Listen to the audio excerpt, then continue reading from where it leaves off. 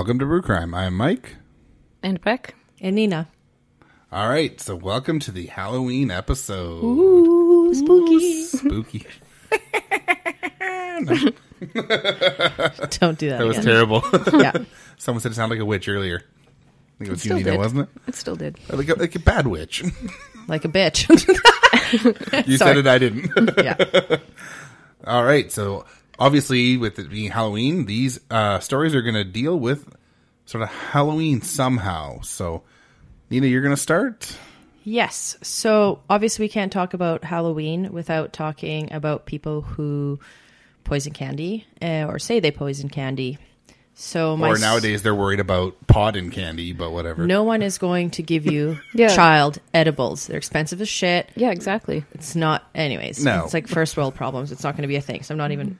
I Yeah, don't even exactly. fucking go there. Not going to go too much into my case, but to introduce the beer.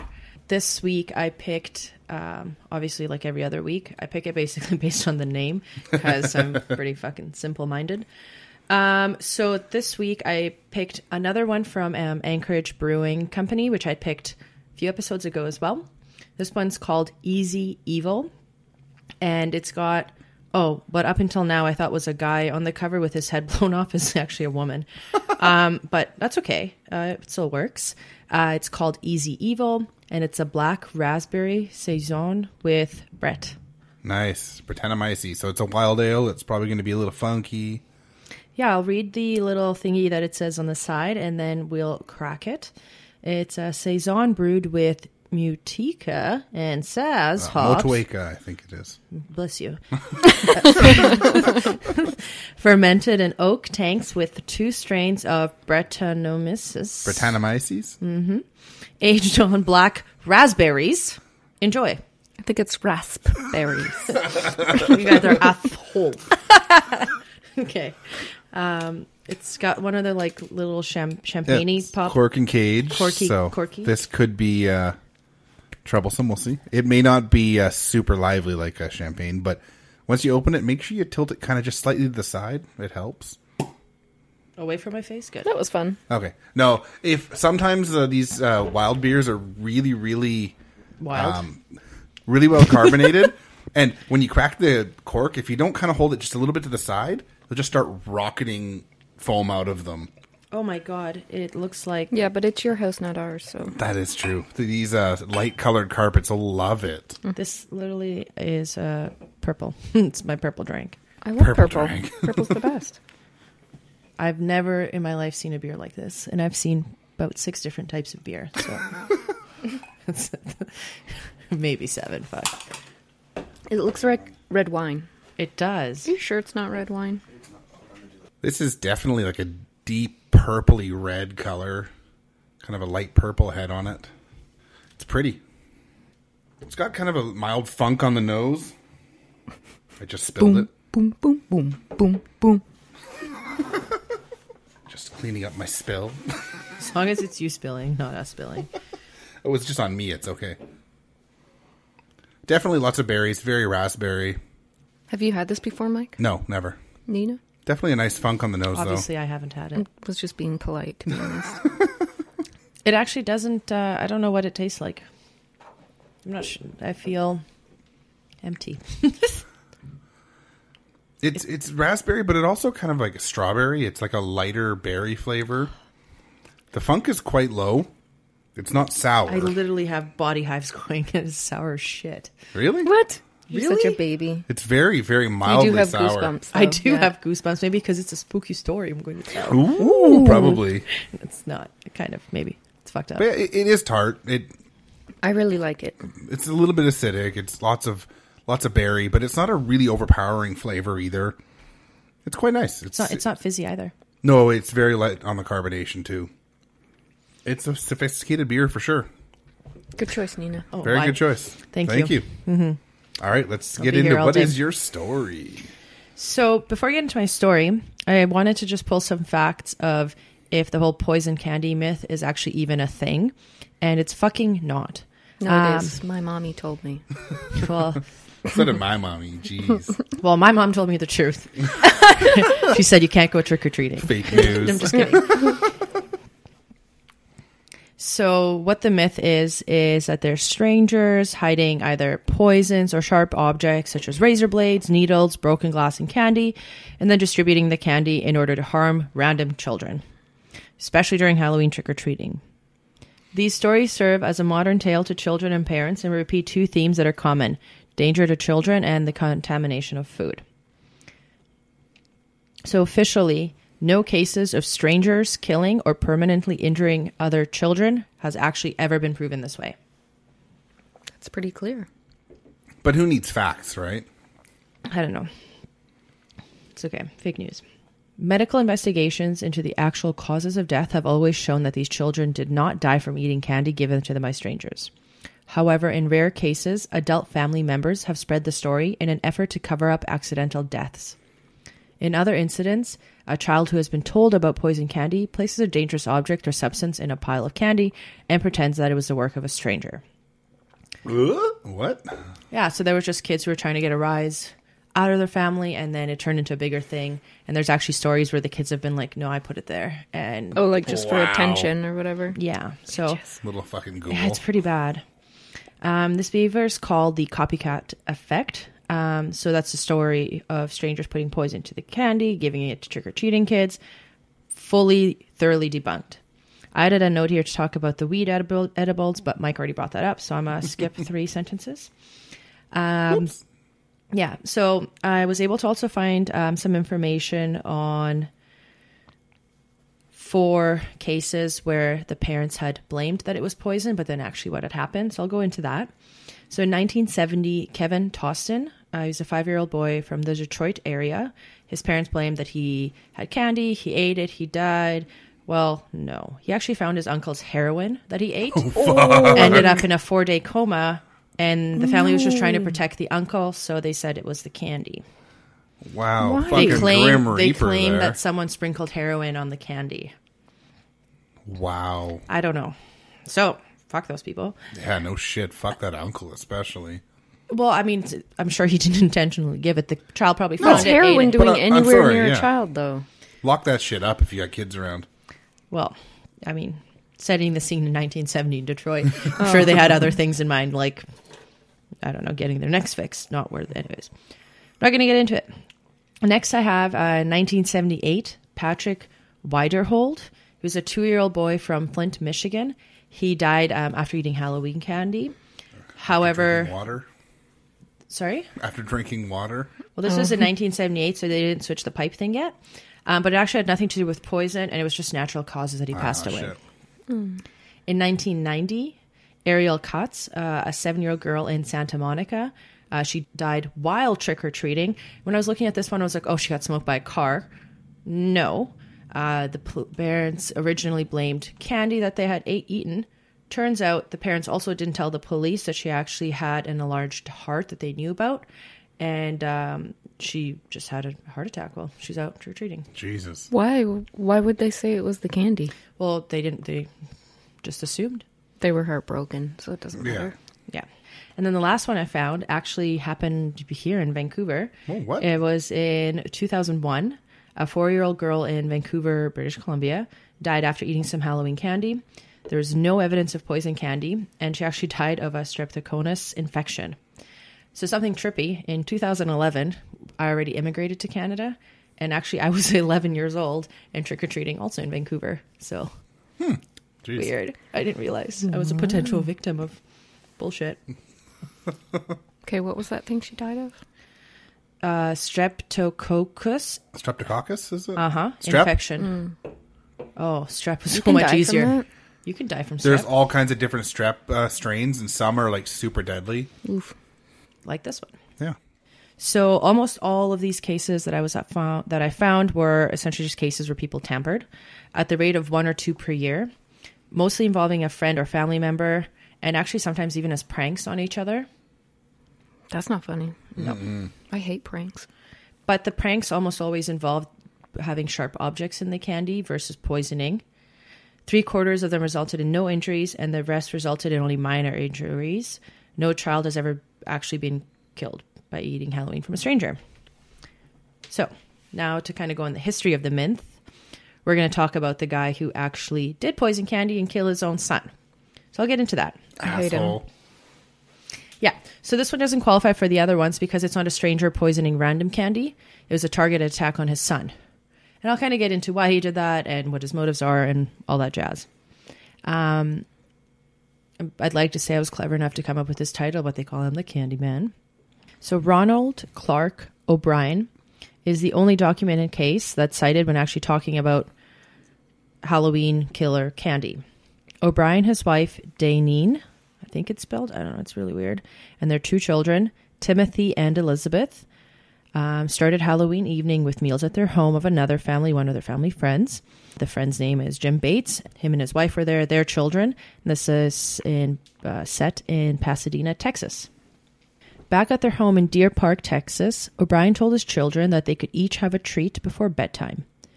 Timothy chose the pixie stick, but it stopped after the first taste, saying it was really bitter. Moments later, O'Brien heard the boy crying out for him. Apparently he was yelling, "Daddy, Daddy," but it's obviously only the people in the house who can confirm if he actually yelled that. O'Brien actually put a quote out to the press, and I'll quote O'Brien verbatim. "It seems like it wasn't long before he was up and complaining his stomach hurt, and he didn't feel good. He was bent over vomiting, and I was holding him when he just went limp. We thought we were so careful. We had even wondered if we could go out trick-or-treating this year. There isn't going to be any more trick-or-treating for us." Okay, so that's what the father had said. Yeah.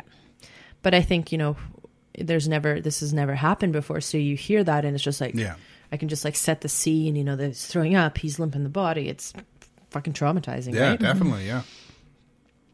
Of course, the police had requested that an autopsy be done, and they actually found enough cyanide in his body to kill 3 grown men. Oh my God. Yeah. Examination of the pixie sticks actually showed that someone had opened one of the tubes, taken some of the candy out, put some cyanide in, put a little bit of candy back in, and actually stapled the tubes back shut. What the fuck? Obviously, the police became really suspicious of O'Brien's story. They had asked him, do they remember what house the pixie sticks were kind of handed out at, what had happened? And I guess in the street or avenue, whatever that they went, there's one house where all the lights were off. But he himself and not the kids actually went up to the house to knock to see if they were offering candy or not. And he claimed that all he saw was a hairy arm stick through the door and give him the pixie sticks. And the police were like, it sounds like BS to me, yeah. Yeah.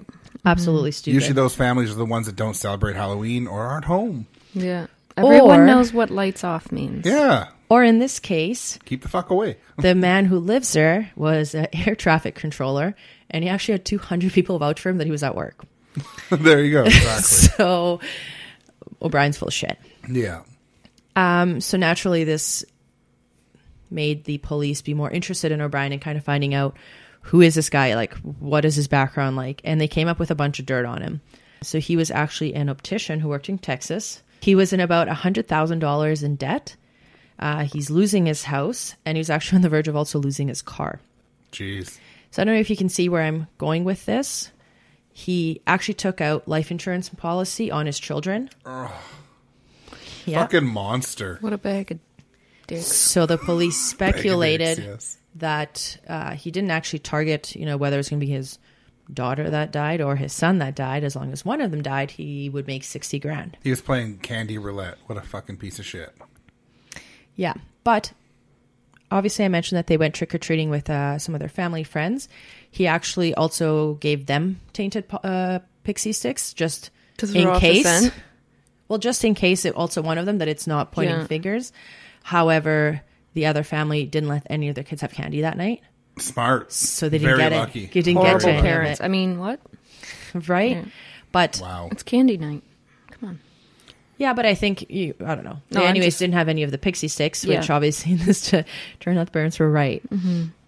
O'Brien's sister-in-law commented that at the boy's funeral, O'Brien more spoke about getting that insurance money and actually going on a vacation, which is really morbid considering, Wow. you're Okay. literally at the funeral of your 5-year-old that just died from mysteriously limp in your arms, body, that whole jazz. Yeah. In agony. Yeah. Holiday would be the last thing on my mind if I had children and one of them died. Well, you're not a fucking piece of shit. Yeah, exactly. Yeah. So obviously within days, Obryan was under arrest for the murder of his son. Prosecutor Mike Hinton told the court that the only inescapable conclusion is that the man had killed his own flesh and blood for money. Think how easy it would be for him to kill a stranger for money when he'd kill his own kid for money. Yeah. It took the jury only 46 minutes to find Obryan guilty, and he actually got the death penalty. Wow. He maintained innocence until the very end. On March 31st in 1984, the Candyman, and I'm using air quotes, had his last supper, which was steak, french fries, peas, and a Boston cream pie. Before, what?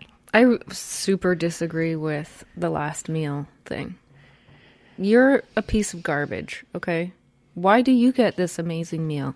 There's people that bust their asses their whole lives and never get a nice meal like that because they're just paying their bills and doing what they can for their family. I don't think they get to choose really cool last meals anymore. I think that's been changed in the States now. Yeah, But, I know. yeah. But even still, every time I hear it, I'm like, I hate you. Yeah. You didn't deserve that hour of food happiness. How much do you want to bet, too, that it took the jury like 6 minutes to convict him and 40 minutes they're just sitting around like, yeah, totally. let's make this look good because this guy's a piece of garbage. 46 minutes, like, in retrospect, when you look at what you're deciding, you know, like this person's life, 46 minutes to me is like a blink of an eye for someone's totally agree. existence, right? Like, but when you've heard what happened in this details. case, it's just like, he's guilty now, let's make it look good. yeah. You know what they should do is tell them they get to pick their last meal and say, whatever you want, pick whatever you want. And then bring them like Nothing. stale bread and lukewarm water. Or Just bring be like, the actual "Fuck meal, you." but it's already like rotting. Yeah. No, bring the meal and eat it in front of them. Yeah. Oh, yeah, now we're Do talking. that. Because then they have to smell it too. Oh, yes. Fuck. It was like, we're cruel, but then I'm like, he killed his son for Yeah, money. he's Yeah. a fucking piece of, He's like, worse. serious piece of garbage here. So during the execution, obviously a thing in the state, well, I don't know if it's the only thing in the state, so I shouldn't jump to that conclusion, but there's obviously people who are outside, I don't know if they're protesting, but like marching that like, yay, he's being killed. Yeah. I don't know what to call that. I don't know, it's like protest. Odd. It's weird, but it's a thing. Celebrating, I suppose, that finally the Candyman's execution was coming up, and some of the signs that they had trick or treat on them. And I thought that was just a nice little touch to end the story by. No doubt. So yeah, that's my story in the Candyman. I like it. Me I too, mean, I yeah. don't like it, but it was a good story. I mean, this guy ruined how many... Like, he gave parents the opportunity to say, well, I'm going to take your candy to the room and go through it to make sure it's safe. Yeah. Well, they fucking eat some of your candy. Like, you're... Yeah, especially, it's even, I mean, doesn't sound right, but it's even more heinous, not only to give it to your own kids, but to give it to someone else's kids, too. But I think that you're shows- risking even more children. You are such human garbage at that point. But I think that's what makes it even more nutty is that he genuinely thought about this. He's like, well, I'm not going to get caught if other people also get sick, right? How can they just say that I just tried to do this to my own children when, you know, Bill and Bobby's children over there also got you know. Yeah. I don't know. How would you not see a staple in a pixie stick? What size was a staple? Yeah, probably. Everyone don't has, care. It's probably a standard staple. I mean, come on now, right? I don't know. Plus, we just have his word to go by, like, Yeah, I know. saying, oh, my son picked this candy. He could have just fucking been like, this is the treat you get. Well, Or nothing. well, I don't know. And blaming, you know, the hairy arm out of the dark house. That's Yeah. Like, just you're a weird. fucking Absolute idiot. bullshit. Wasn't me. It was the But werewolf. but why would you go up to there? Why would you send your kids? Yeah. Well, I mean, you parents don't go up to usually the hang houses back. with no lights. No, yeah, that's true. But parents usually hang back at the end of the line or the end of the driveway. And The end kids of the go up. line. Yeah. Yeah, but I If don't the know. kids want the candy bad enough, they'll go up to the door. They'll do the friggin' work, damn it. Yeah. Absolutely. So yeah, that's it. But anyways, that's why I thought the beer. That's not it. I lied. But that's why I thought the beer was good because it's such easy evil, and it looks like the lady's like writing a letter, and she has a phone and a typewriter, and like she's being, you know, cynical. But then I also thought it was a dude until I saw it had boobs. A dudette. Yeah. Well, quite the story and a good beer, so cheers. Yes. Get ready for the next one. So before I get started with my story, I wanted to tell you guys about a dream that I had about us recording this specific episode. Okay, so we were all sitting here getting ready to record, and then Mike played the intro, except for he'd done a special Halloween-y intro, like a Halloweenized Except Mike's a slacker. intro. I am, I guess. And Nina yeah. and I were thrilled, and that was pretty much the whole dream, but I liked it, so... Oh my god. So Imagine... I failed hard here. No. Yeah, I did, yeah. Just do better. I didn't okay? even think of that, and that would have been great if I actually thought of that. I said that last time, that we should have the intro be a spooky theme, and you said it depends how old the song is, if we can do it or not, the clip. Man, Yeah. I don't remember that. See, so this I is was what drunk. happens when you're drunk and I'm sober. It's fucking brilliant ideas. That's your decision, That was your Nina. own fault for driving and not taking transit. I'm sorry you guys are so busy in fucking September and that me, like a loser, has no plans. So we had to book something on a weekday because your guys' weekends were apparently booked up. In September. That's really weird for me, actually, but that was factual, yes. Right. Factual, yes. Okay. So fuck you guys. This is a story that I'm calling Reality Bites. A disturbed young man doesn't get the help that he so desperately needs. It all ends in blood, spilled, spread, and digested. Yes. Kind of sounds like the Joker movie. Which is I fucking wouldn't dope. know. It's I actually didn't really see good. it yet. Do. So the beer that I chose for this one is called Super Strange, Super Obvious. And it will be super obvious why I chose this super strange beer once I start telling the Yeah, story. and this is a collaboration. Oh, do you want to do it? Well, it's okay. You go ahead, Mike. It's a collaboration between Strange Fellows Brewing and Superflux Brewing. So it says here, brewed in collaboration with our friends at Superflux Beer Company. We think this is an obvious twinning of our brewing tenets. Twinning. We've brought the spicy dry pepper character of a classic Saison up to date with a big fruity Galaxy dry hop, and the result, you might say, is just a little bit obvious of our two breweries. Also, it pairs with roast chicken, a word that I cannot say, What Let is me it? see it.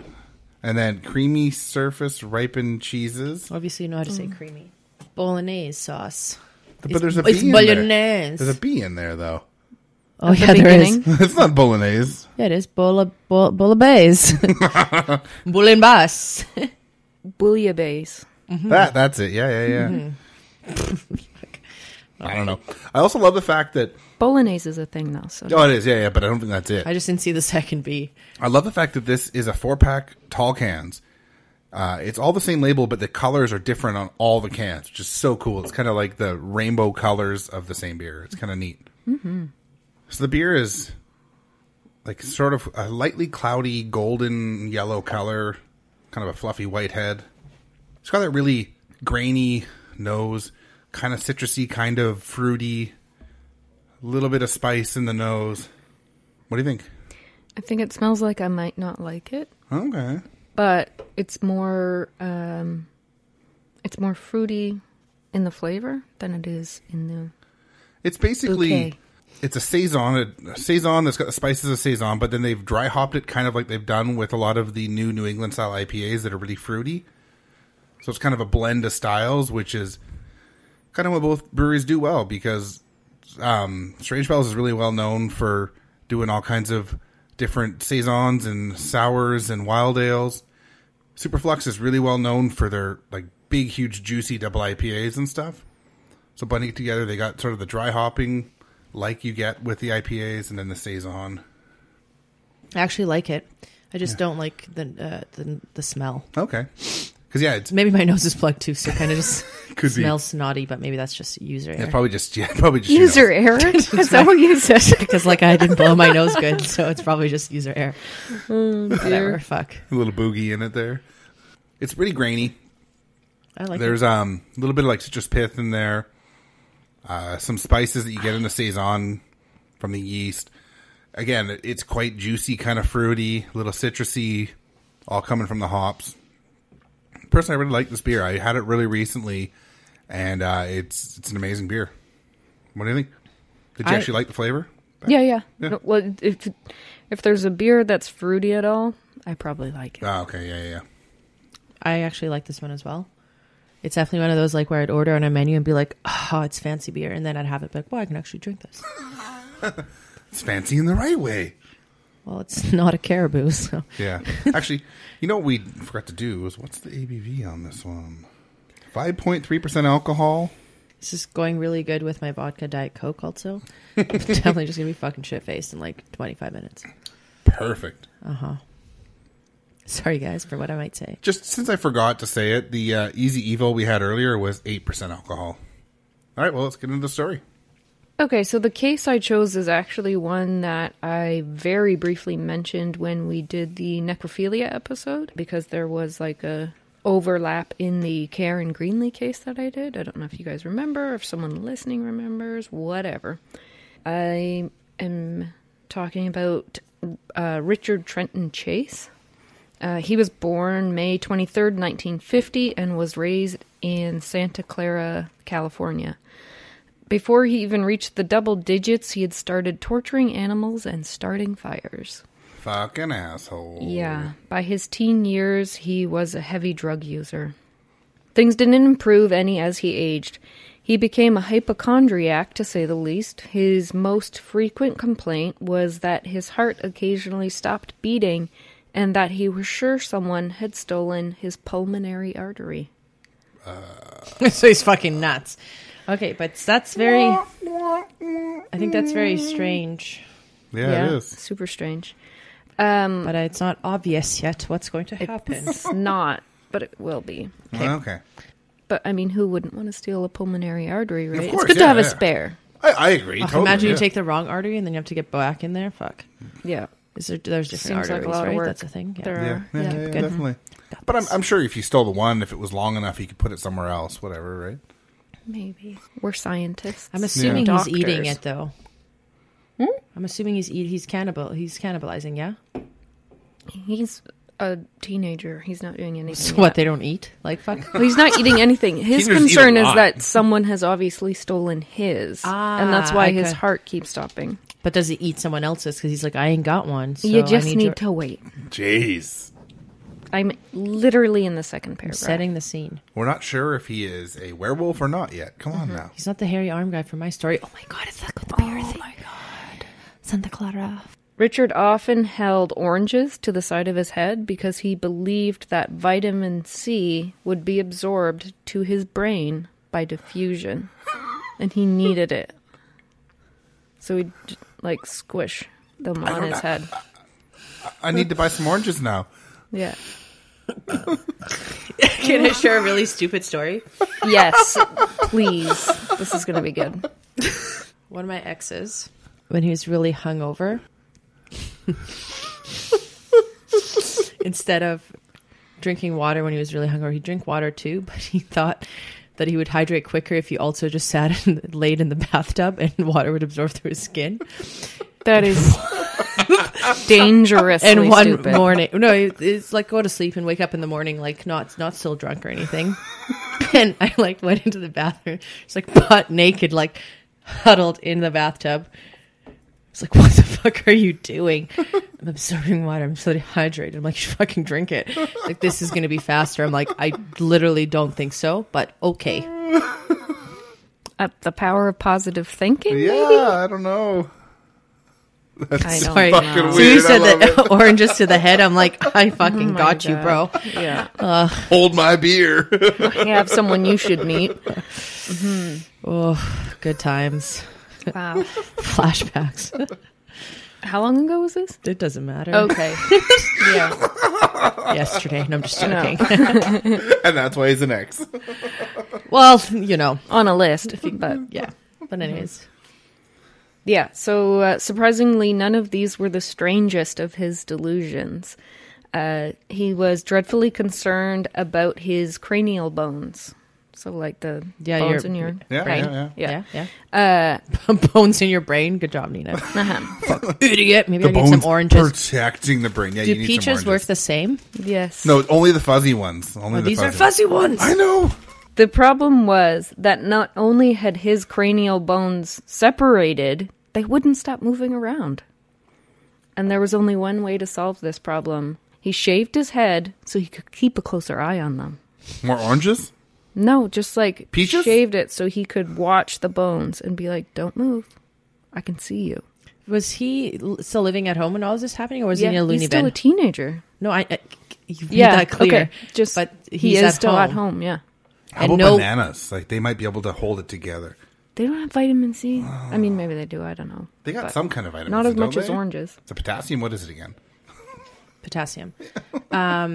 That's terrifying. Yeah. That's like some Britney Spears shit when she shaved her head. Like, yeah, This 2000. guy But definitely sounds like he needs help. I was gonna say Yeah. Britney Spears made it through 2007. You can make it through this, but obviously he didn't. Let's hear what he did. In 1968, Richard, who I'm going to be calling Dick from now on, Good call. Good call. was seen by a psychiatrist for his erectile dysfunction. Maybe. Priorities, right? Yeah. Do you think Or the rather, a bones- lack of whoop. Yeah. Do you think the bones from his upstairs like tried to travel to his downstairs because it was going to stop working? No, and it no, never no, did? no. Nope. That's why he needed something to help him. I don't know. The psychiatrist suggested that the cause was suppressed anger. The doctor also felt that Dick was mentally ill. No kidding. But unfortunately, he did not receive further counseling at this time. His lower brain didn't get any help. Imagine Yeah. your name's Dick and your dick doesn't work. Like, sorry. It's just no one actually called him Dick. I'm just calling him that because His name was- If his name was things Richard, that it he would later definitely did. be Dick. It is okay. Yeah. This is a poor choice of words, but it's what I wrote, and I'm just realizing now what a poor choice of words it was, so I'm committed. Do it. Of course, another problem popped right up for Dick. Oh, jeez. It's not a problem for him. He can't do it. I wrote this weeks ago, okay? I love this I love story. this already. He was forced to move out of his mother's house very urgently. You see, she was obviously trying to poison him to death. Was it prematurely? Did he have to erect a new house, or was it just there? Okay, to be fair to his mother, though, she wasn't doing anything of the sort. And, yeah, no. And to be fair to us, we can make fun of the fucking asshole. Yeah, he's like horrible. crazy. Yeah. I think he meant to say make fun of the dick, but True. In February of 1971, Dick rented an apartment with some of his friends. His roommates didn't like the fact that he was constantly drunk and or high on pot, as well as LSD. I mean, pot's not a big deal, whatever, but... It's legal When in Canada you're- already. Jeez. But when you already have so many... psychosis. you don't... Pot and LSD? Sounds like a bad mix. It's just like mixing booze with drugs. It's not a good idea. But he's also fucking nuts. So I'm assuming the pot might mellow him out and chill him out, and then you have something like LSD, and he's just like super out to lunch, you know? Yeah. So I could also see how that's a really dangerous situation to be as a roommate too, because it's very unpredictable. Well, yeah, if the things that he was going through that we were talking about earlier, that's him not on drugs. I mean, no, he was on some drugs, but at this point, It escalated. Yeah, definitely escalated. whether he was on drugs at the time of what all those things I mentioned earlier or not, if there was even a glimmer of those things, he should be staying very far away from LSD, which is only going to amplify anything that he's already thinking. Yeah. You know what I mean? Dick went even further to make a real ass of himself. He frequently walked around the apartment buck naked, didn't care whether or not his roommates had guests or not.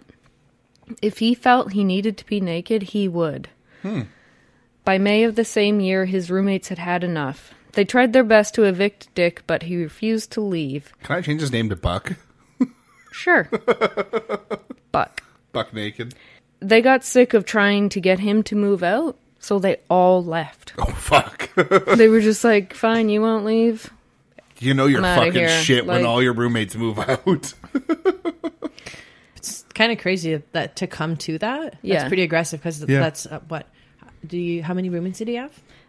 It was either 2 or 3, I don't remember. It's a lot sorry. of, well, so like displacing their life just to get out of like, Yeah. Just away to from not him. be near him. To yeah. get rid of one person is easier than get rid of all the rest. So when you're so fucking terrible that all your roommates leave, you're shit. Once he had the house to himself, his actions quickly escalated. He cut various animals to kill and disembowel.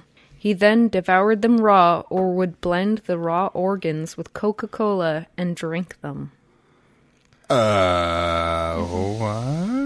This isn't the good old days when there was cocaine and coke. Like, what is going on? It's disgusting, right? Yeah. But it's disgusting, I know, but he had to eat these animals raw. You see, if he didn't, then his heart would continue to shrink. Oh, of course. Yeah. It's not how the Grinch solved the problem, but whatever, right? I'd rather go to Whoville. I don't know. Everyone does their own thing. He was in Whoville with his fucking LSD. Yeah. And erectile dysfunction. He spent all his time preventing his heart from shrinking, and none of it making enough money to, I don't know, pay the fucking rent. Yeah. He was forced to move back in with his parents. The strain was too much on his parents' relationship, and they separated a year later in May of 1972. Their divorce was finalized by November of the same year. That's really quick. Yeah. Obviously, the laws were either different there or different then, because that's not how it is now here. But anyway. In May of 1973, Buck moved to Los Angeles to live with his grandmother. His complaints of illness and injuries didn't let up. His grandmother tolerated it for a few months before she sent him back to Sacramento. Good for her. Yeah. Nobody wants to be... Get that dick out of there. I'm sure Nana didn't say that, so. Yeah. That's why I said it, yeah. In 1973, he spent some time in the psychiatric ward at American River Hospital in Sacramento. He told the doctors there that about his stolen artery. His mother soon decided that he was okay and pulled him from the ward. What the fuck? Yeah. Clearly, he had not spent enough time on the ward, as on April 26th, 1976, he injected rabbit's blood into his veins and was rushed to hospital. What's he trying to do? Learn to jump? No, he felt like he didn't have enough blood, so he couldn't just eat it. It wasn't working fast enough. So he had to inject it. I almost think you should have had like an IPA for the pairing on this, because it'd be a little hoppier. No. But why? If you're like, personally, if I was in his shoes, which I'm not, wouldn't you just pick something fucking badass? Like I'd pick a honey badger and be like, I'm going to drain you and put you me, because honey badgers don't give a shit. Wolverine, like. But what? Well, Because honey badger don't Wolverines give a shit. Wolverines I got are that. fucking badass. Like real Wolverines. Well, I made a honey I badger explain. I picked it up. Okay. I got it. Okay, go. We'll explain the. It's an easy access kind of thing for the rabbit, but you have to wait. Yeah. So he was rushed to hospital, and this got him committed to American River Hospital again. The staff there quickly noticed his fixation on blood and gave him the nickname Dracula. Not very professional. No, not really. On May 18, 1976, Buck escaped from the hospital after doctors refused to release him, believing that he was a danger to others. No kidding. Fucking. Fuck yeah. He was caught the next day and transferred to an extended care mental hospital. While he was in the institution, he caught 2 birds through a window. He broke their necks so he could drink their blood. Ugh. When this was not enough for him, he used stolen syringes to extract blood from the therapy dogs used at the hospital. I know. Poor poo-poo. They're working animals. I know. They're working more than you do. True. The doctors at the institution diagnosed him with paranoid schizophrenia. Bit late, but finally. Well, They prescribed him a variety of treatments. Most involved psychotropic drugs. After less than a year, it was decided that Buck was no longer a danger to society. In September 1976, he was released to the care of his parents. A year later, they decided it was best to just wean him off his medication and get him his own apartment. because that worked so well last time. Mm-hmm. Sometimes parents don't know best. In 1977, the court ordered that Buck's conservatorship had expired. That's just when the state is taking care of an individual, because they can't take care of themselves. This meant that he was solely responsible for his own livelihood. No more government assistance. Wah, wah, wah, wah. But I mean, if the parents consistently are stepping in and they know what's best, like there's a lot of people who want genuine help, who might, who aren't putting up this kind of. Unfortunately, this guy needs serious help.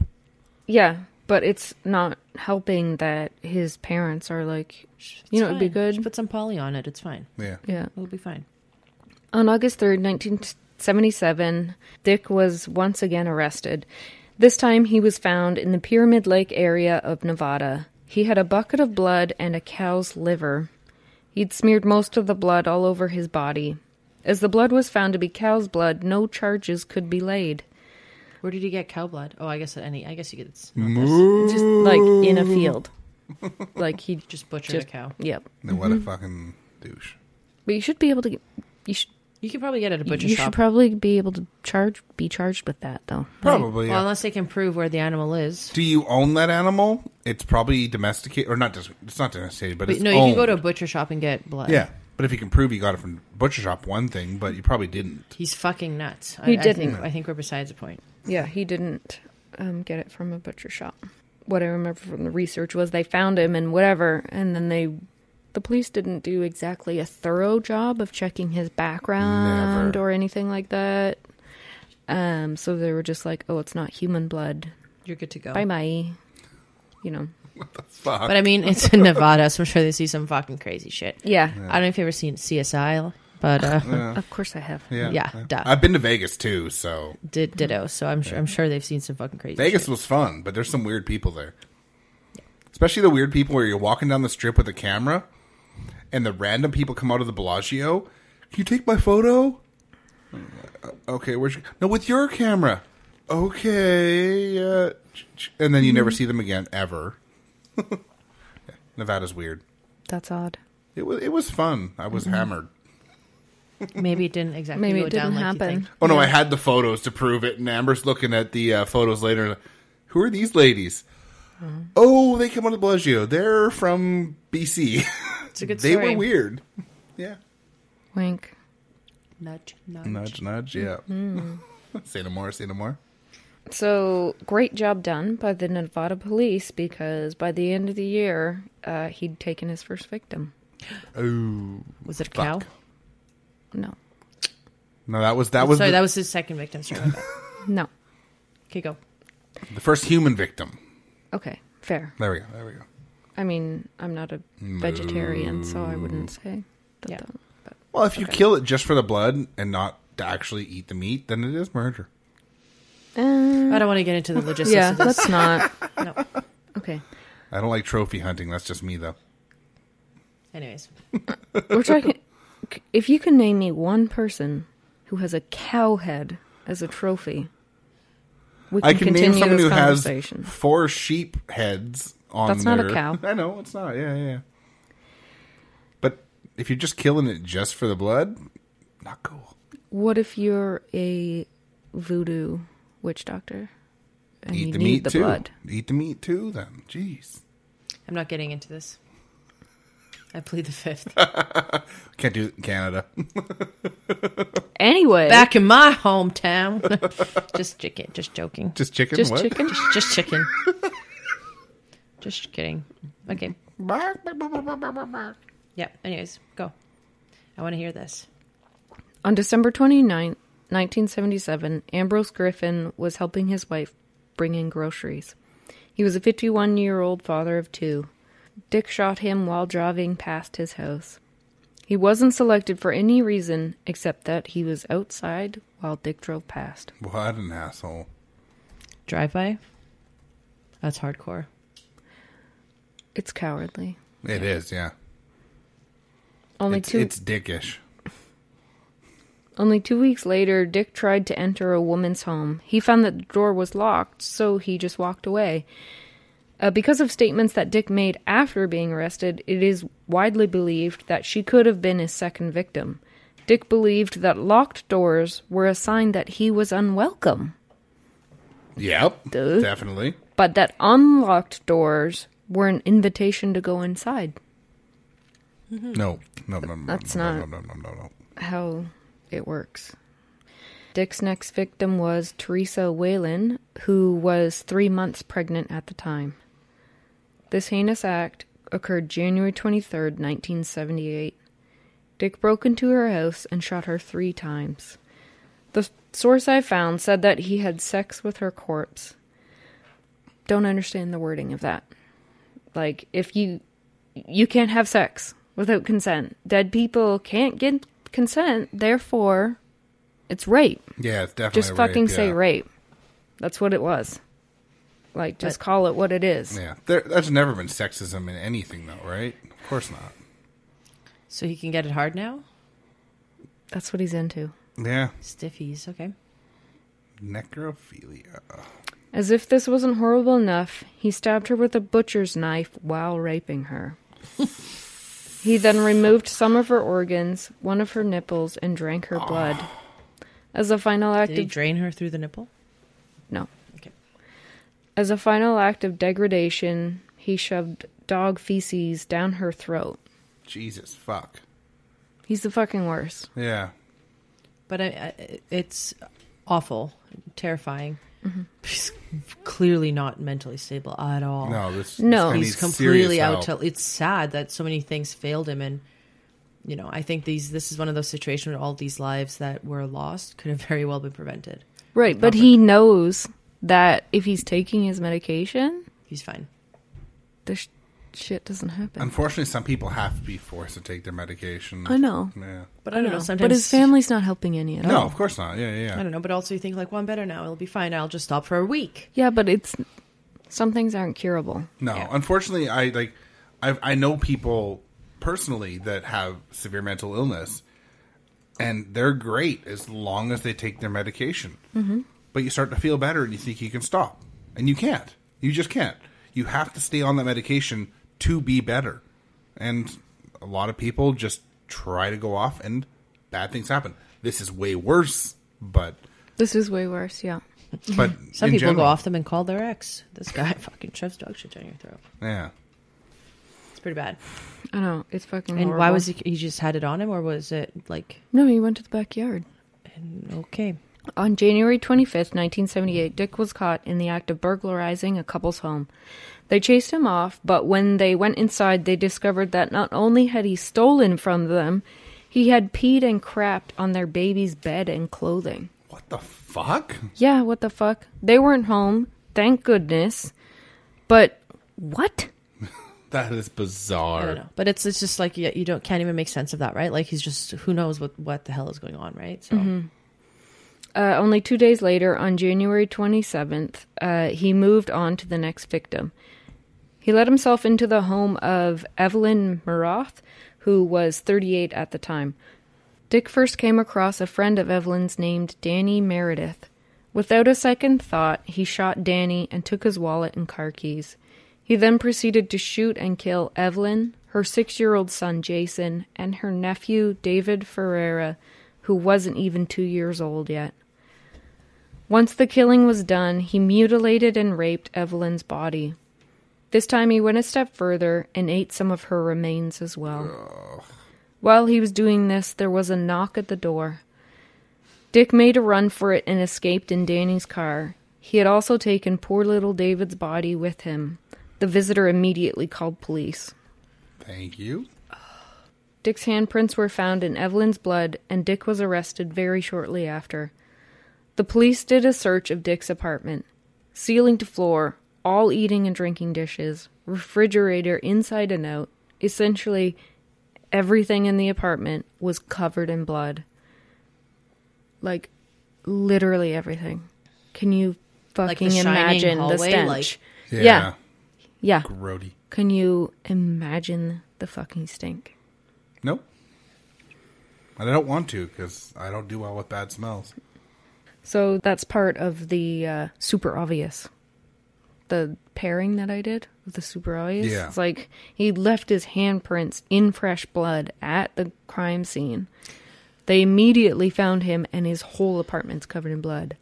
Pretty fucking obvious. Yeah, no shit. Yeah, but I mean, like he's not like a Dahmer who tried to hide it in his home either. Not that Dahmer wasn't fucking nuts. Yeah. But this is it's like on the spectrum of crazy. This is a different. This is actually like. But I just mean it was so obvious that it was him. Yeah. Yeah.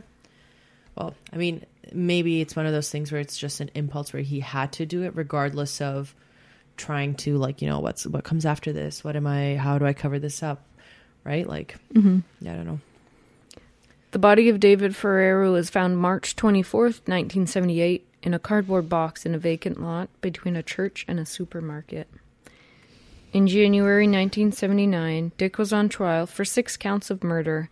By this time, he was known by many other names, such as the Dracula Killer, the Vampire of Sacramento, and the Vampire Killer. His defense team wanted to avoid the death penalty, so they asked that he be charged with second-degree murder instead. Bullshit. Yeah, no shit. But the grounds being that he was mentally unwell and that his crimes were not premeditated. Why didn't they plead insanity? Well, that's basically what they're doing. It's not like he's innocent. That's not what they're going for. But they're saying he had no clue what was going on. And it's not like he took any steps to plan this. It was random. The victims were random. I would believe that as well. You know? The jury deliberated for only 5 hours. On May 8th, 1980, the jury found Dick guilty of 6 counts of first-degree murder. He was sentenced to die in the gas chamber at San Quentin State Prison. His fellow inmates were very aware of the extremely violent nature of his crimes. Prison officials would even go as far to say that other inmates feared him and frequently tried to convince him to kill himself. Wow. They didn't even try to kill him. No. While in prison, Dick did a series of interviews with Robert Ressler. They discussed his fears of Nazis and UFOs. Ooh. Same. Me too. Yeah. Dick also claimed that the murders were not his fault. He was forced to do it to keep himself alive. He told Robert that if he would just bring him a radar gun, then Dick could capture the Nazi UFOs, and then the Nazis could stand trial for the murders because they were the actual criminals. Okay. Mm-hmm. While I agree that Nazis are criminals, you can't really call them UFOs because if you know they belong to the Nazis, then they're not unidentified. I agree. Yeah. So before the interviews were over, Dick handed Robert a pocket full of macaroni and cheese that he had been hiding in his pockets. What? Yeah, he claimed it was proof that the prison officials were working with the Nazis to poison him. I see it. Yeah, totally. He's clearly very sick. On December 26, 1980, many of the inmates got their Christmas wish. Dick was found dead in his cell. He had completed suicide by overdosing on antidepressants that he had been saving for weeks. Wow. Yeah. Wow. Yeah. So, that's my fucked up Halloween story. No shit. That guy, it's unfortunate because if he had received help... Mm-hmm. If he had maintained help. Well, but the thing is, when you're that sick, you need to have help. Structured help. Structured help. Yeah. You were so sick that you can't just maintain your own health. You just can't. This is the reason why there still should be, like Riverview Hospital that was here before. For people that were so unstable, there needs to be a place for people that are that unwell. Yeah, there just does. Totally. But I also feel like there was a place like this, but an uneducated person took him out. Like his parents were taking him out, right? Mm-hmm. So it's beautiful if you have these amazing facilities, doctors, opportunities. But if you have someone who's your, let's per se, legal guardian or whatever that would be, who's making that decision for you to take you out, like it doesn't matter if it's there. Mm-hmm. The resources were there for him, but he didn't feel the need to stay. Yeah. I don't know, that he should not have, and he shouldn't be able to leave. Now, was part of the problem maybe the fact that he was American? So this was probably costing the family money? Whereas if you were... But I don't think so. I mean, I don't know. If his parents were employed, so, yeah. I mean... Not possible. More than likely, they had insurance to cover, but There it is was that like possibility. But with his diagnosis, if he's a threat to other people, I think you also bypass that a little bit, right? I don't know. I think what Mike's saying is that maybe they couldn't afford the medication, and that's what was going on. No, And I mean, like, correct me they'll if I'm keep wrong. you though. in the loony bin because you could be a danger to someone else. They're not going to be like, well, you can't afford to be here because you're nuts. Well, yes, I can't hold on. But they felt he should be. He didn't need to stay in the psychiatric ward as long as he was taking his medication. Yeah. And like both of his parents were employed. They could have afforded it. But from what I read, it was that it was shameful to them that he had to be on this medication. Yeah, so and now then they they'd have be to like, deal with no, that. he's fine now. Yeah. Another thing that really pissed me off about the research I did was so much of it blamed his mother. I'm so fucking sick of that. Yeah, that's bullshit. It's like so much of it said that it was the mother that decided that he shouldn't be taking the pills, but it's like, okay, where's his dad? Like, she's the one taking care of him all the time. He's living with her. Where the fuck is he? Mm-hmm. Go live with your dad, and let's see whose fault it is. Yeah. I think sometimes it's hard to make that call as well when the media sometimes chooses what they run with. Right? I know what you mean, but it's like there's a lot of serial killers where it's like, oh, well, he had an overbearing mother. And it's like, did he? Because he's the one saying this. This serial killer is the one we're believing? Really? Mm-hmm. But he just confessed to murdering 23 people. Why would he lie about his mama? Yeah, exactly. Anyway. All right. Well, quite the story anyways. It's horrible. Yeah, it is horrible. Yeah, it's great. All right, well, we'll get our next beer and we'll get going with the next one. Do you like betting on sports? If you said yes, then do we have the place for you? Bet on hockey, NFL, college football, golf, soccer, or whatever sport you're into. It's all up to you. MyBookie is the premier place to bet on all your favorite pro and college sports action. They always have the most up-to-date lines and the most props bets of any sports book on the planet. So if you're going to bet this season, do the smart thing and bet with the best at MyBookie. If you're the kind of person who likes to bet a little to win a lot, try a parlay. Pick your locks for the week, put them together in one parlay bet, and when they all come through, the reward will be big. This is the best way to get your butt off the couch and get back into the game. The absolute best part is if you join right now, MyBookie will double your first deposit. That's right, if you put in $1,000, they will double your deposit. That means you will have $2,000 to bet. So put in as much or as little as you want, and they'll double it. All you have to do is use the promo code LATEFEES, no spaces, to activate your offer. This is the promo code LATEFEES to double your cash. Visit mybookie.ag today. You play, you win, you get paid. You can also find the promo link in our show notes for this episode.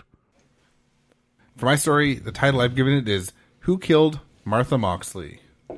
So my pairing is the Storm Brewing, the 25th anniversary beer they put out, King Radis. It's a blackberry lambic, and it's more because just the whole the rat theme and everything just kind of feels kind of Halloween-y to me for some reason. Are you saying rat? Ratus, like yes, like a rat. Okay. Yes. Like a rodent. Like a very large mouse with a longer tail, Hold grosser on. tail. That's Storm's thing. Yeah. They're yeah. the best. They're Storm, my fave. Storm has stuffed rats and then plastic rats and rats in costumes all over their brewery. I love it there. As well as probably at least a couple real rats, I'm sure. Why am I thinking of Storm and I think of a big crow? No. That's Storm Crow. Storm Crow. Which is a pub in Vancouver. On the Yes. same road, which is confusing. So here's the write-up they've got on their bottle. For our 25th anniversary, we've unleashed the King Radis XXV, which is the 25th Blackberry Lambic. This is the recipe from our 1996 Lambic. This reincarnation was brewed in 2017 and aged in French oak barrels. A late addition of fresh organic blackberries with our unique sour cultures creates a beer that is lightly sour and fruity with subtle oak notes and a dry finish. Cheers to a quarter century of intense handcrafted beers. And it's 7% alcohol. And this is a big 750 milliliter bottle. It's beautiful bottle. The purple's nice, and it's got one of those fancy wax seal things. Purple wax seal too, yeah. I don't want people to confuse it with my ginger ale. Yes, no. And the fun thing, too, is that Storm Brewing, for the most part, is a growler fill only brewery. You can go and get their beers on tap at some pubs, some places, but not a lot. They have cans there too now. But yeah, more recently they now have cans in their tap room, and then this one's in a big 750 milliliter bottle. But for the most part, you only get their beers at the brewery. You have to go to the brewery though, because that's where you get the brainstorms, and that's the shit. That's the best part of Storm. Son of a gun. There is actually a cork here too, so I'm going to go get a wine opener. All right, there was a slight panic when we couldn't find the wine opener, because there's very little wine drank in this household. Wouldn't be a problem at my house. So yes, I don't buy expensive enough wine for it to come with a fucking poop-de-poop. You can get $10 wine with a cork. Yeah. So this definitely was capped and wax sealed, but also corked. Oh, wow. This cork is tight. That's what she said. That's what he said. Oh, the cork broke. Oh, sad. You're a rookie. It's okay. No, it's not even that. Here. Can I use my teeth? Is that weird? I don't know if there's enough there. All right, now after the cork fiasco, it's kind of a really murky, cloudy, reddish with a small off-white head. Strong. It's definitely got funk on the nose, yeah. I haven't tasted it yet, but yeah. There is blackberry there, but it's more just that like sour beer funk going on. Really nice smell if you like sour beers. I love sour beers. Let's see how this goes. Oh yeah, that is puckeringly sour. Like lemon, like biting into a lemon sour. There's still lots of blackberry in there too. I think I'm getting like a hint of grain or something in the background, but it's definitely it's definitely punchy in the face with sour.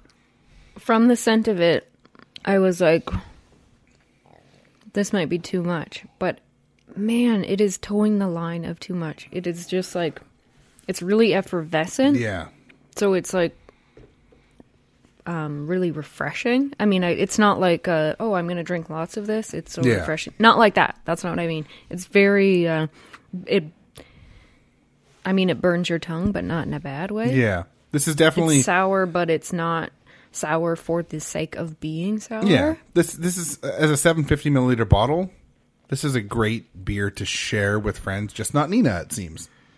Fucking hate and it. Smoky, too. Oh, yeah, I can get that a little bit. Like, not It's immediately, but afterwards.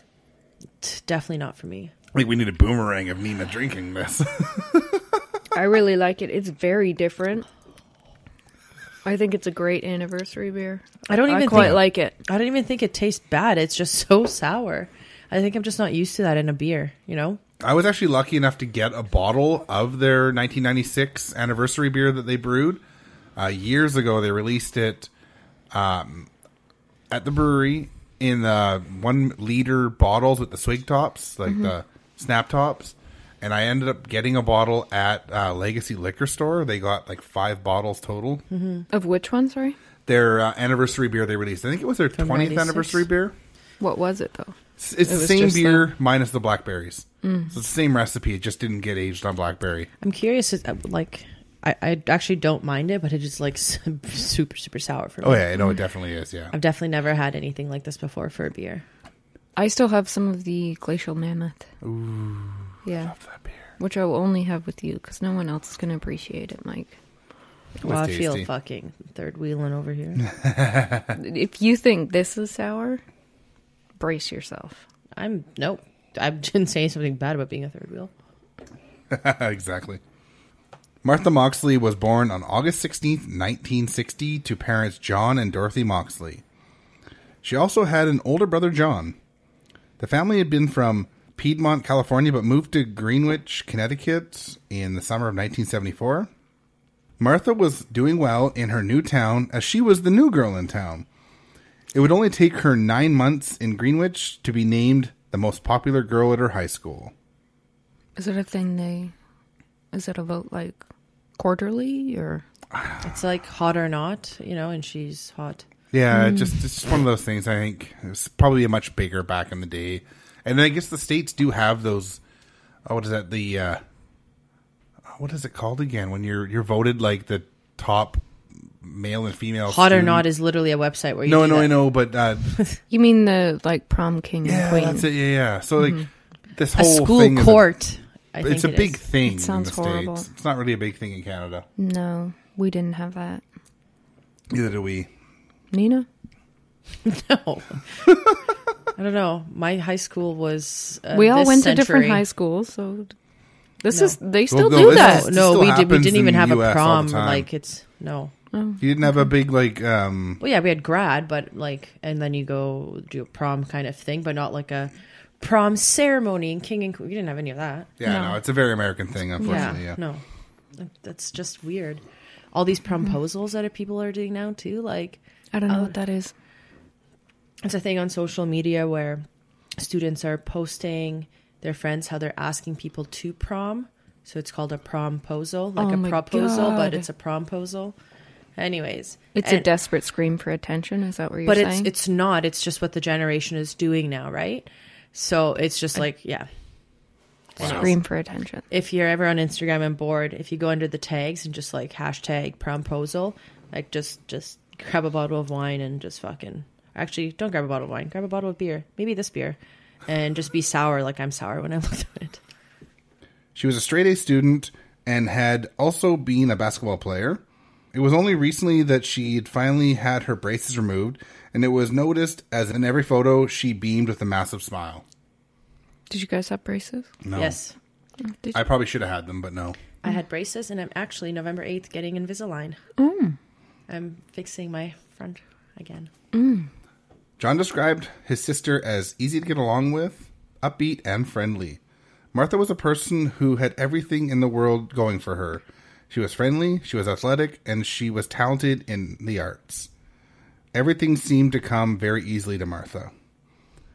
She was a good kid that liked to hang out with the family at their home in their exclusive upper-class neighborhood. She still did have a bit of a rebellious side, though, and would on occasion miss curfew and drink beers with the friends. Ooh. What an outcast. Yeah. Awful. The week before her murder, she had stayed out late with her boyfriend, and she had been grounded for this. On October 30th, 1975, known in Connecticut as Mischief Night, Martha was supposed to be grounded, but her mom caved and let her go out with her friends. She headed out where her and her friends would toilet paper houses, play Nicky Nicky Nine Doors, as well as spray shaving cream on mailboxes. On Okay, mailboxes, so- literally, or like mailboxes where you put post in? Is there a difference? Well, there's the mailboxes out on the edge of like the property. And I'm talking about mailboxes. They're downstairs. Males don't have boxes. No, women have Females boxes. have There's boxes. Dick in Box. It's a Dick in a Box. Justin That's a Timberlake. Christmas gift. That's different. That's different. I I'm think sorry. Yeah, that's- sorry. We're doing a Halloween episode. I'll save that for Wrong later. holiday. Fucking idiot. Wait, what holiday is that? It's a dick in a box. I mean, it sounds Valentine's like my Day, worst maybe? nightmare, so I don't know, but Wow. Quality content here, guys. Of her friends, she was hanging out with her neighbors, brothers, Michael, 15, and Thomas Gackle, 17. Martha's friend would say that she was seen flirting with Thomas Gackle. At around 9:30 p.m., her and Thomas would be seen near the pool in the Skackle backyard beside the fence. At around 10 p.m., Thomas and Martha were seen heading towards her house. This was sadly the last time she was ever seen alive. Is that her boyfriend or just like a guy she was seen with? It was not her boyfriend, but she was seen with him and she was flirting with him. Okay, well. I mean, relations start somewhere, Yeah. right? Martha was still a no-show at her home at 2 a.m., though, and her mom was getting worried. Dorothy would phone her daughter's friend Sheila McGuire's house to see if she had heard from her. Sadly, she had not, and she explained that to Dorothy. When it got to 3:45 a.m., she finally gave in and called the police. They did not seem to think much of it, as this did not go anywhere at the time. So she would call the friend's house again at 4 a.m. The friend still didn't think there was anything to worry about, as it was mischief night. She just thought she was still out having fun. Dorothy would end up asleep, but when she woke up in the morning, she was greeted by an empty room. She would go on to call Helen Ix, and she would tell Dorothy that Martha had been hanging out with Michael and Tommy Skakel. The Skakel residence was a popular place for kids, as there was little to no adult supervision at the household. Dorothy headed over to her neighbor's house, the Skakels, to see if they had seen Martha. When she knocked on the door, Michael answered the door. He would tell her he had no idea where Martha was. Dorothy did notice a big camper in the driveway and asked if Martha may have passed out in the camper. Michael took her over to look, but she was nowhere to be found. On Halloween Day, around noon, Sheila McGuire was walking in the neighborhood searching for Martha. Sadly, she would be the one to find Martha. Her body had been horribly beaten by a golf club. The golf club was broken in half, and a portion of it was sticking out of her neck. Oh, my God. The other half was found nearby. She was partially nude, but there was no sign of sexual assault or rape. Sheila was not in a good way when she ran to the Moxley house. Remember, this is well before cell phones and pagers, so you had to find a phone. She knocked on the door and through tears told Dorothy that they needed to call 911 right away. She said that, quote, Martha had been attacked, but Shirley would be fine. Dorothy had a friend over at the time that was helping to assure her that Martha was fine. When she heard the news from Sheila, she put down her coffee and headed out to look. So it's another quote. Is she dead? Question mark. Dorothy asked. I think so, Jean replied. So the first woman was definitely just in shock and didn't know what to say. The golf club used in the attack was traced back to the Skakel family between 1976 and 1977. Because of this, Thomas Skakel was brought in for questioning. Their live-in tutor, Kenneth Littleton, was also brought in, and both were given lie detector tests. Thomas would pass the test, but when it came to Littleton, it was said that he was not truthful in answering the key questions. But, I mean, lie detector tests are bullshit anyway, so it doesn't fucking matter. Littleton had only been working with the family for hours before the murder took place. He got the shit end of the stick. The Skakel father would also quickly shut down the interviews with his son, blocking the police's access to his son's school and mental health records. Why do they have mental health records? That's like the first red flag that I'd probably ignore still, but like still. Kenneth Littleton would wind up being the prime suspect in this case. Neither of the guys would be charged, though, and nothing would happen for decades. What? Over the years, Thomas and Michael Skakel could not keep their story straight to what they were doing on the night of Martha's murder. Michael would claim that he had been peering in the windows of the Moxley's house between the times of 11:30 and 12:30 a.m. He timed himself? Yes. All the while masturbating. Oh. Okay, gross. Did he time this masturbating too? Between 11:30 and 12:30. I don't know if that means the whole time or part of the time. That's a long time. I'm going to assume part of the time. But yeah. That's gross. Mm-hmm. In 1991, the case was reopened as there were some disturbing rumors going around. A man named William Kennedy Smith was tried for rape, although he would be acquitted later. Scapegoat.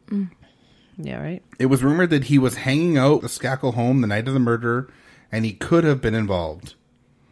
This was proven to be a red herring, but it did get the case in the public eye again. The Skakel family would hire a private detective company in the Sutton Associates to try and get to the bottom of this case. They're rich, right? Yes. And white? Yes. That's a coincidence. Everyone in this was white, right? but White privilege. they would conduct their own independent investigation of the murder. The final report would later be leaked to the public with the damning evidence that both Michael and Thomas had changed their stories about what had happened the evening of the murder. What a weird coincidence. That never happens. Exactly. Thomas would admit in an interview for that report that he had lied to the police in 1975.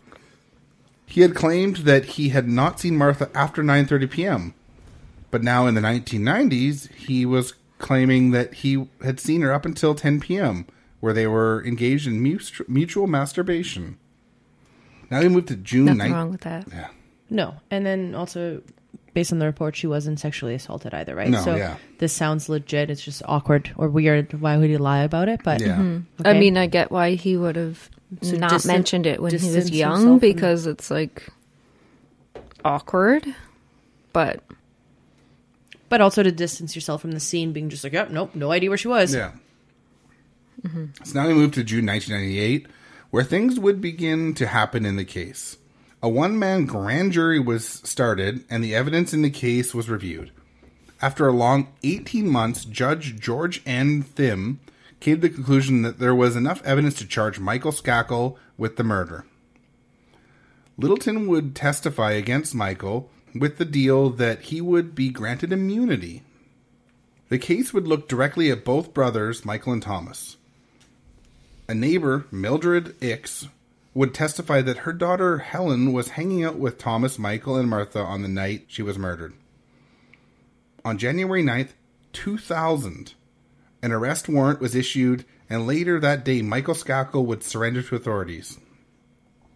So move ahead 10 days, and the Judge Thim would release a report that would state that enough evidence had been gathered to press murder charges against Michael.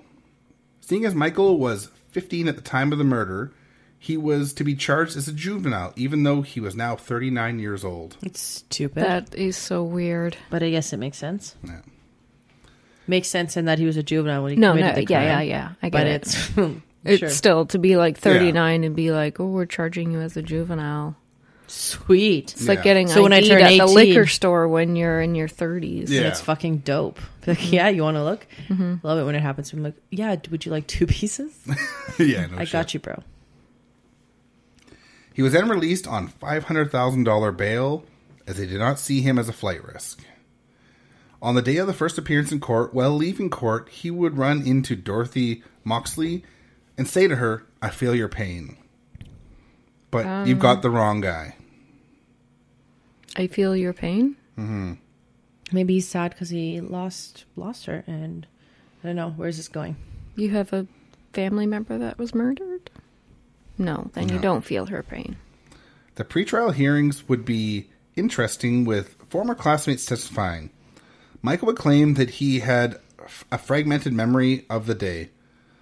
Michael was a troubled kid, and he was sent to a treatment center for troubled kids, and at the school, 2 students, John D. Higgins and Gregory Coleman, would claim that Michael took credit for the murder. John D? John D. Higgins. Oh, okay. One of the students was quoted as saying Michael had claimed, "I'm going to get away with murder. I'm a Kennedy." Oh my god. He was not lying either, as his family was related to the Kennedy family. I was going to say the 50,000 or 500,000 bail. I was like, that's pretty rich, but yeah. Conspiracy theories. Michael's friend Andy Pugh would testify that Michael had climbed a tree that night to look at Martha's window and masturbate, but this was the tree that her body would be found under. I recognize this case now. I think I've seen it in CSI. I don't know on where I've seen it, but yes, now it sounds familiar. By February 1st, 2001, the judge decided that Michael was no longer eligible for juvenile court and would be tried as an adult. Judge Maureen Dennis was quoted as saying, "There is no available or suitable state institution designed for the care and treatment of children to which the juvenile court could commit the now 40-year-old respondent that would be suitable for his care and treatment, should he be adjudicated delinquent for the murder of Martha Moxley." That makes sense. Yeah, I agree with that. Fuck, he's now 40 years old and still. The trial would finally begin on May 7th, 2002, in Norwalk, Connecticut. His attorney would be Michael Sherman, and they would claim that Michael was at his cousin's house. This was confusing to the judge, as they had already heard tapes from the pretrial hearing that Michael claimed he was masturbating in the tree that night. Later in the trial, the jury would also hear the same tape. Michael had also been approached to add to a book that was being produced before the trial. Parts of that book proposal were also laid out for the jury and compared to the evidence they already had. On June 7th, 2002, Michael Skakel would be found guilty of murdering Martha Moxley and would be given a sentence of 20 years to life. He was to be remanded to Garner Correctional Institute in Newton, Connecticut. An appeal was launched, and Michael's lawyer argued that using the tape about him being in the tree in the closing statement was wrong. What? The prosecutor would respond to the appeal and argue as follows. So this is taken from the official response. Mm-hmm. The state engaged in appropriate and effective advocacy by using trial exhibits to highlight certain evidence and inferences, just as the state should not be deprived of its most valuable evidence unless there is a compelling reason to do so. The state should not be prohibited from making its best arguments. The state's use of audio and photographic exhibits during arguments was a matter of effective advocacy. The state did not, as defendant claims, distort the evidence in any respect by placing certain exhibits next to the defendant's words, or by displaying two related exhibits simultaneously. The state was making explicit the inferences it was asking the jury to draw. This is the job of an advocate. It's a lot of legal talk. Mm-hmm. In January 2003, Michael Skakel's cousin, attorney Robert F. Kennedy Jr., wrote an article that caused all kinds of controversy. The article was posted in the Atlantic Monthly, and he would claim that the case was a miscarriage of justice. He would go on to claim that his sentence was triggered by inflamed media and that an innocent man is now in prison. He would go on to throw blame at the live-in tutor Kenneth Littleton. He would again appeal the conviction in late 2003. This appeal would go on all the way to the Connecticut Supreme Court on January 12, 2006, where the judge would reject the claim of improper handling of his case and would maintain the conviction that he was serving. Over the years, he would change lawyers and continuously try to request a new trial. He lost the bid to get a sentence reduction on March 2012. On October 24th, 2012, Michael would have his first parole hearing. He again denied killing Martha and was denied parole. His next date was set for October 2017. Now he would not need to wait for this date, as he would get a new trial finally on October 23rd, 2013. Michael and his lawyer team would claim that his original lawyer, Michael Sherman, did not do an adequate job representing him at his first trial in 2002. Judge's ruling was as follows. Trial counsel's failure in each of these areas of representation were significant and ultimately fatal to a constitutionally adequate defense. As a consequence of trial counsel's failure, as stated, the state procured a judgment of conviction that lacks reliability. He'd be then let out on bail at a sum of $1.2 million and would have conditions set such as having a full-time GPS monitor, and he would not be permitted to have any dealings with the Moxley family. That's quite the bail. $1.2 million. What actual evidence did they have, though? That's the problem, is they're saying there's not enough evidence. Like, I super appreciate that he was, like, one of the last people seen with her, and that they had, this consensual whatever, but, what? So he just decided to pull out a 9-iron that's from his house and just, For what reason? Yeah. Why, right? I don't know. I get it, but I don't get it. Yeah.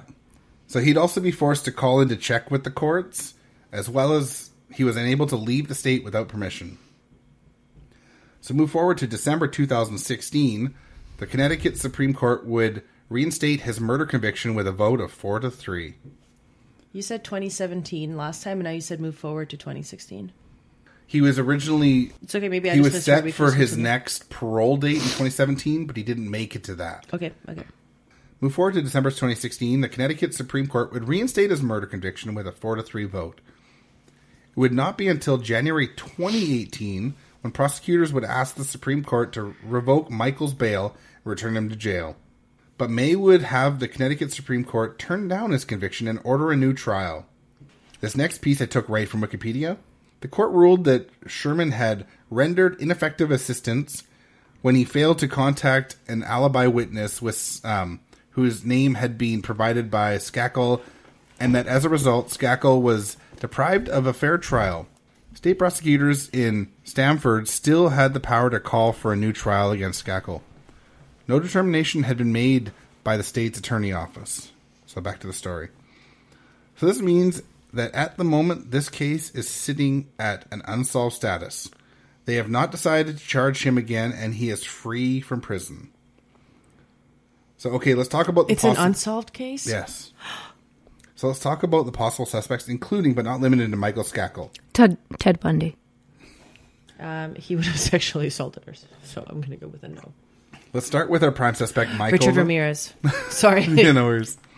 So let's start with our prime suspect, Michael, though, first. Unabomber. Much of this info is coming from our Oxygen article. So, who really killed Martha Moxley? The theories of what happened to the teen found bludgeoned in her backyard. So that's the name of the actual article. Can I give my theory? She fell into the 9-iron out of her window. Of course. And it just jabbed up her neck. Went like... Like you do. So Michael Christopher Skakel was born on September 19th, 1960. He was the middle of 7 children born to parents Rushton Skakel and Ann Reynolds. That's too many. Rushton, the father's sister, was a widow of Senator Robert F. Kennedy. Michael's grandfather was the founder of the Great Lakes Carbon Corporation that dealt in coal and was one of the largest privately held corporations in the United States, and in turn one of the wealthiest. This meant that he was raised in an upper-class neighborhood. His mother died of brain cancer in 1973, and this is when Michael began to abuse alcohol at the age of 13. Ooh. It did not surprise me to learn that he was a poor student and that he would fail out of multiple schools. On top of the drinking, he did also suffer from dyslexia that was undiagnosed until he was the age of 26. Holy shit. Yeah, and that'll really fuck up with your learning because I'm dyslexic and it took me a long time to get over it. Mm-hmm. Not that long, but it really messes you up. Robert F. Kennedy Jr. would also be quoted as saying Michael was a small, sensitive child, the runt of the litter, with a harsh and occasionally violent alcoholic father who would have ignored and abused him. Friends, family, and the neighbors would state that the children were given an unlimited supply of money and had little to no supervision. Yes, they were living the dream. So this is not a good setup for any kid, really. No, that's why it took so long to address his dyslexia. Yeah, because they just didn't give a fuck. Well, we'll just pass you. Yeah. So he'd get into a drinking and driving accident at age 18, and they would send him to Ellen School in Portland, Maine, as it would keep him out of jail. So this is the school where he was sent as a troubled kid. Here he would get treatment for his alcoholism for the first time. He'd run away from school a few times before finishing school and getting back into rehab to clean up in his 20s. He ended up becoming a professional skier. He married as one does. Yeah, he married his wife in 1991, a professional golfer named Margot Sheridan, and they had one child. When he was arrested in January 2000, it started their divorce proceedings, and it was finalized in 2001. He was a rich, spoiled, and troubled child, with alcoholism getting worse due to the guilt of murdering Martha, or was it just a spiral from his mother's death? We do know that he was troubled, and that's all we know. I don't know. I think it's a bit of a stretch to go from like, I'm dyslexic, so I'm going to fucking kill you with my knife. Well, no. But there's issues with his behavior. And then dyslexia. And his mother died. And alcoholism. So there's a lot of things that behind him. And also he's one of the last people to see her. Okay, but the last person to see her is whatever. And like, I mean, alcohol makes you... It's a depressant too, right? You're not going to get hammered and be like, you know what I should do for my first time tonight? Do this. Well, I don't know. And it's weird to me that there's no sexual assault. Yeah. A lot of people, though, when they drink, they get angry. There's a lot of angry drunks out there. So who knows? I don't know. I mean, unfortunately, a lot of domestic abuse starts with alcohol. So the next person it could have been was Thomas Skakel. Thomas, like I mentioned earlier, had admitted to lying to police about the last time he had seen Martha. If it was true that he actually saw her at 10 p.m., this would mean he was the last person known to see her alive. He to this day swears that he had nothing to do with her murder. In one of the court cases in 2016, Michael's lawyer tried to have a new trial called where they would accuse Thomas of the murder as they claimed he was the most likely murderer. Hubert Santos, one of Michael's lawyers, would be quoted as saying, although police did not have enough evidence to charge Tommy with the crime, The weight of evidence is that Tommy Skakel killed Martha Moxley. That's what Greenwich police believed 10 years ago. Santos went on to say evidence presented during an older petition for a new trial leads to the inescapable conclusion that the probable killer was Tommy Skakel. In the end, there has never been charges laid against Thomas. So, the Skakel boys' live-in tutor Kenneth Littleton was also a suspect in the early stages, as I pointed out. During the lie detector test, it was noted, quote, was not truthful in answering the key questions. After the murder of Martha, it was also found out that Littleton had been arrested only the summer before for burglary charges in Nantucket. The police would contact the private school where Littleton also taught, and he was also fired. This would have him leave the Greenwich area. It was also said that he suffered multiple mental and alcoholic breakdowns. His mother was quoted as saying, "My son became an alcoholic. His brain was nothing. He couldn't get a job. My husband and I were at each other's throat over what he should do. I'm so bitter. We are so naive. We're poor people. My husband and I," she said. Also not good. In 2003, Robert F. Kennedy Jr. would write a massive essay that would point to Littleton as the likely suspect. Kenneth Littleton was never charged in this murder case or in any other murder case, and he denies having anything to do with the murder. So, in July 2016, Robert F. Kennedy Jr. published a book called Framed: Why Michael Skakel Spent Over a Decade in Prison for a Murder He Didn't Commit. In this book, he would claim that the murder was actually carried out by two boys from the Bronx named Burton Tinsley and Adolph Hasbrook. He based his allegations off a rumor and information he was given after writing for a piece in 2003. Sure. So he's full of shit. Yeah. And, yep. One of Michael's friends, Bryant, who moved to the Bronx, met these two boys, and they would come back with him on trips to the old neighborhood. He would claim both boys were at the house the night of the murder, and they were inebriated and out of control, and made, quote, sexually charged comments to some of the girls. But then they would have sexually assaulted her. Like, I don't know. Yeah. I don't like it. Yeah. Neither boys were ever suspects when it came to the police, and to make it even worse, Bryant will not go on record about this statement. Yeah, so it's full of shit. Yeah. During one of the trials, Bryant was quoted as saying, "I was there in Greenwich the night of the murder," he told the outlet. "I didn't see anything. I didn't see the murder take place. I don't know who killed her." This is quoted from the article I mentioned earlier. Both Tinsley and Hasbrook have denied having anything to do with Martha's death. In an interview with Levitt, Hasbrook recalled that Kennedy had contacted him in 2003 and questioned if he knew Bryant, later asking if he had Tinsley's phone number. So this quote, "I thought nothing of it," said Hasbrook. "I had no indication of his plans to use me as a scapegoat in his cousin's defense." So I personally feel there is no truth or basis in these last claims, and it seems more like a desperate leap of faith for a family member.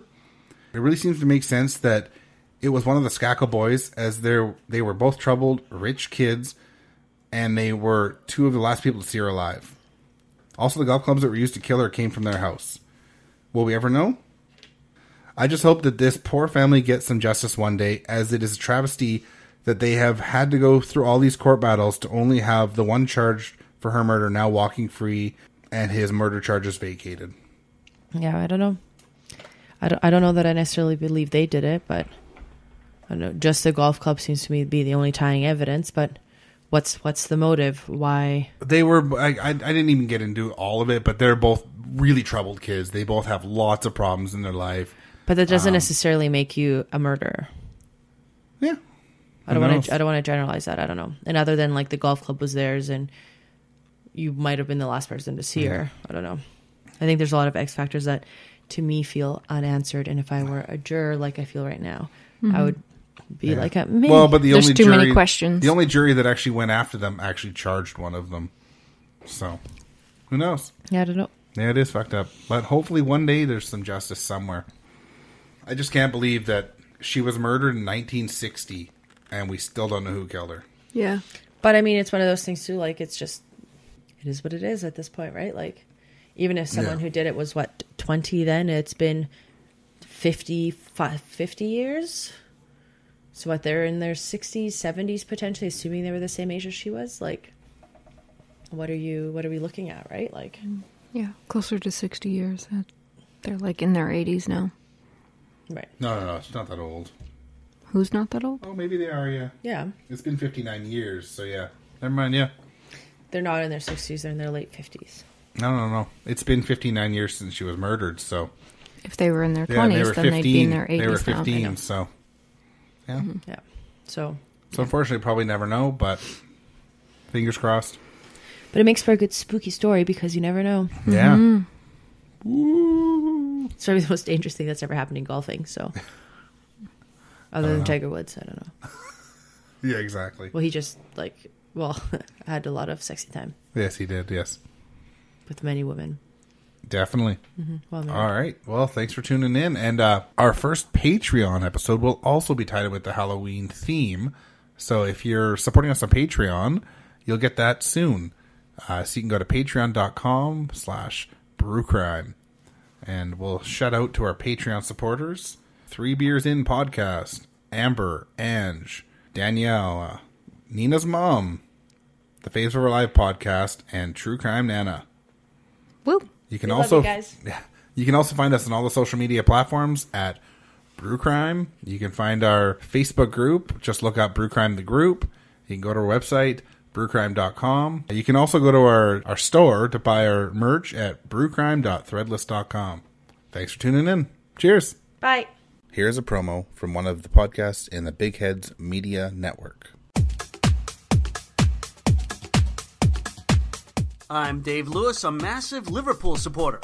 And I'm Eric Neal, Newcastle United, Toon Black and White Army. We're the hosts of Two Rash Challenges, a weekly podcast about the English Premier League, Champions League, MLS, the men's national team, and whatever else strikes our fancy in the world of football. Look for us on iTunes and Transistor, and check us out on Twitter at @rash_podcast. Hey, it's the podcast nobody asked for. Now here is a promo from a fellow true crime or spooky podcast that we really enjoy. Hope you'll take a listen. Morbidology is a weekly true crime podcast hosted by me, Emily G. Thompson, author of Unsolved Child Murders and co-author of Unsolved Murders, True Crime Cases Uncovered. 911 emergency. My son shot my husband. I need an ambulance. He's bleeding. Using audio from 911 calls, interrogations, trial testimony and interviews, Morbidology takes a look at some of the most mysterious and disturbing crimes from all across the world. Do you know why you're here? For a home invasion gone terribly wrong. From shocking murders to missing children, we focus on a variety of cases and put you, the listener, right into the middle of the investigation. Listen to Morbidology now on iTunes, Spreaker, Stitcher, Podbean, and wherever else you get your podcasts.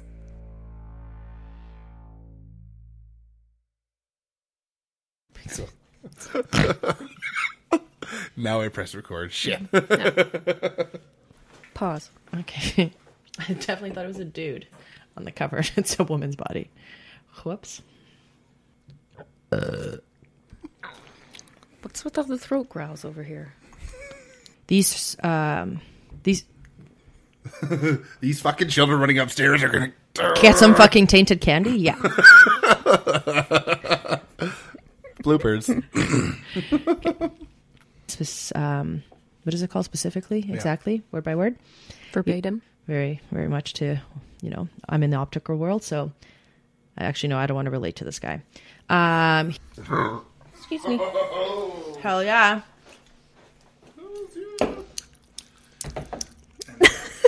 It's so good. Yeah. So I had to... Someone's phone is Yeah, weird. interfering. There's Is no this phones part of the near it. dream? So. No. Oh, deja vu. And then when this comes out, I'll have like some spooky song done just in case. No, Maybe. I probably won't. No, you cannot have any. No, we can only do spooky songs. No, like Halloween or Christmas bullshit. None of that. Oh, fuck that. Deck the halls with these balls. Hard pass on that. Yeah. These nuts. Dem nuts. Okay. Let's listen about those nuts.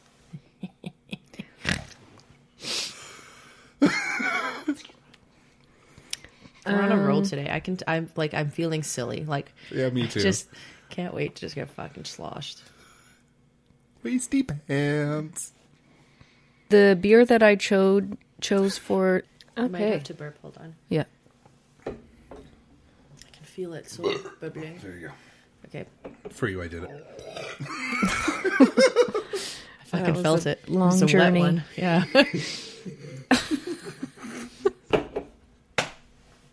It's happening, guys. That was a wet one. Well, you know, like when it Yeah. felt moist coming out? Yeah. Definitely. Like, this is getting risky. Oh, no, it was just a burp. Okay.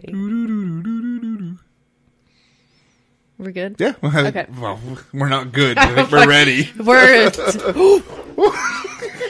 It's okay. It didn't go on the carpet, which is really what matters. Yeah. It's fine. Nothing happened. Cut that. Beer down. I'm just going to put the wet stuff away. Well, cut that and save it. I don't think that'll translate to just sound anyway. We'll I just cut fucking it. spilled some shit. Well, we'll see what it sounds like when we get to it. I have to have this edited like super quick, so. Holy fuck! Wow, the floor is... Nina almost went down with the ship there. Everything's How fine. am I going to go to curling tomorrow? Hurt my Oh, back. did you sign up for curling? Yeah, I'm going to try it for my first time man. ever. I You think I'll be didn't? great at it. Neither No. did I. I'm 100% sure that I will fall. I actually Or practice it'll be in so pants. cold that my back will hurt immediately. I practice different pants at home, but won't rip because of the fat. And I think I found the pair. Cool. We'll see. I'll practice tonight when I'm drunk at home. Sliding down my hallway in the wood floors. Yeah, you can put like stuff on your feet. You and should have slide. brought whatever It'll you're going to clean the wear and hallway. slide on this. Fuck. It's slippery. It is slippery. It can be, yeah. Yeah. Okay. All right. Anyways, let's get back to Halloween and some spooky shit. So another thing that... No, that didn't work. Another thing I was Well, going to not because say. of our offside rant, some of what I wrote doesn't make sense now.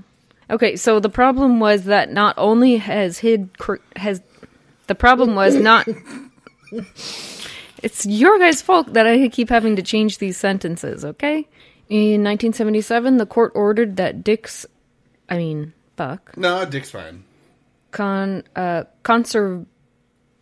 No.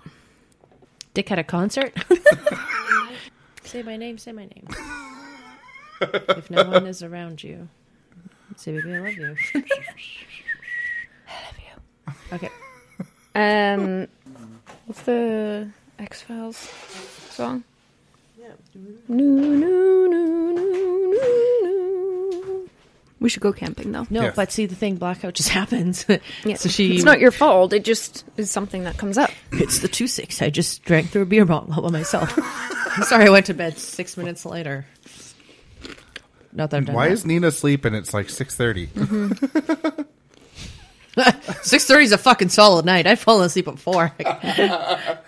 It's 10 p.m. somewhere. Yeah, exactly. Yeah, it's lights out somewhere. So, For our 21st anniversary, we're on. right, did you say 24th or 25th? Because for the 25th anniversary, so while these guys are looking for a wine opener, I'm going to eat as many fuzzy peaches as I can before my mouth starts burning. I guess I could help. I love that question. Where did you lose it? Use it. Oh. Okay, go help. Crisis averted. Yeah. The show can continue. Those are not mine.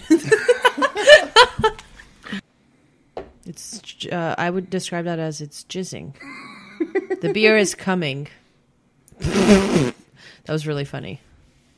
You guys are just not. Here you go. I don't know if I want it. There you go. Do Try you some. have a nappy for it? Yes, I do.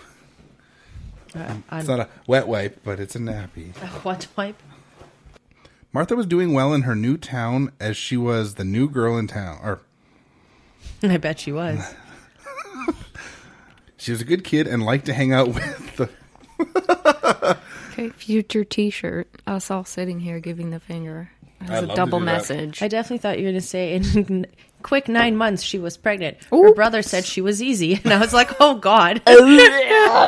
Well, not with him. Not incestual, but just like, yeah, we were only here for 10 months. And in 9 months, she's already popping out little Bobby Joe. Definitely need someone to do a caricature of all three of us giving the finger to the ceiling. Mm-hmm. Yeah, that'd be great.